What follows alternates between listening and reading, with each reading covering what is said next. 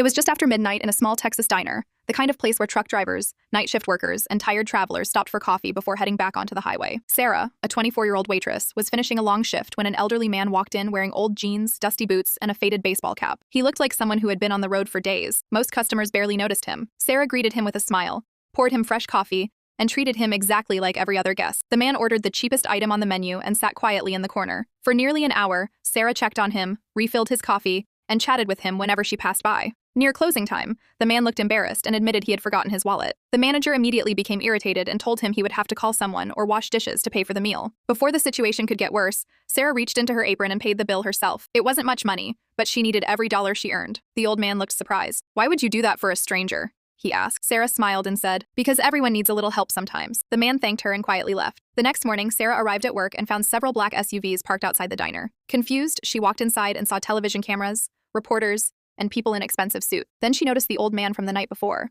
Except this time, he wasn't dressed like a traveler. He was standing beside a group of executives. The manager nearly dropped a tray when he recognized him. The old man was actually one of the richest business owners in America, a billionaire known for secretly visiting small businesses across the country. The reporters explained that he had been filming a documentary about kindness and character. He walked over to Sarah and handed her an envelope. Inside was a check for $100,000. Sarah's hands started shaking. She thought it was a joke, but the billionaire smiled and said, "Last night I wasn't testing your generosity. I was testing whether kindness still exists when there's nothing to gain." The room fell silent. Then he made an even bigger announcement. He revealed that he was creating a scholarship fund in Sarah's name to help hardworking students pay for college. Cameras flashed. Customers applauded. Sarah couldn't hold back her tears. Months later, interviews about her story spread across social media, and millions of Americans shared the same message. The world changes because of ordinary people doing extraordinary things when nobody is watching. Sarah never expected a reward that night. She simply chose kindness.